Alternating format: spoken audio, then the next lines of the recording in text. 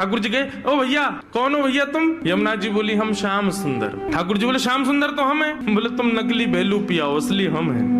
बोले ऐसे कैसे, तुम पे बंशी बजानी आवे? देखो मैं बंशी बजा के दिखाऊं। ठाकुर जी ने बंशी बजाई, उससे बढ़िया यमुना जी ने बजा दी। बोले मेरे पास काली कमली, तुम्हारे पास है? यमुना जी ने अपनी काली कमली दिखा दी। सब प्रकार से ठाकुर जी अपनी वस्तु दिखावें और यमुना जी उसको प्रस्तुत करें। बोले अब कैसे सिद्ध हो कि असली श्याम सुंदर कौन है? यमुना जी बोली मैं एक टेर बजाऊंगा, यदि मेरी टेर सुन के राधा रानी बगल में आके खड़ी है गई तो समझो वही असली श्याम सुंदर। जाके बगल में किशोरी जी आके खड़ी हूँ। अब ठाकुर जी बोले हम तो मान करके बैठे, हमारे बगल में तो आएंगी नहीं, वो इन्हीं के बगल में आएंगी। जैसे ही टेर बजाई श्री जी आने लगी, ठाकुर जी दौड़ करके गए श्री जी के चरणों में। आप मैं असली श्याम सुंदर, मेरे बगल में, मैं कभी मान नहीं करूंगा, आज के बाद आप मेरे बगल में बैठ जाओ, एक बार सिद्ध कर दो। श्री जी बोली कौन कौन कहां से आ जाते हैं नकली नकली लोग, असली श्याम सुंदर तो वो है। श्री जी गई और श्री यमुना जी के बगल में जाके खड़ी हो गई। अब तो सब गोपियां उन्हीं के चंवर डुरावे, उन्हीं पे इत्र छिड़कावे, उन्हीं पे गुलाब जल अर्पित करें, सिंहासन पे उन्हीं को बैठावे, उन्हीं को भोग लगावे और दूर करे श्याम सुंदर रो में। बोले मैं हूँ असली श्याम सुंदर, जे कहां से नकली आ गए हो? जैसे श्याम सुंदर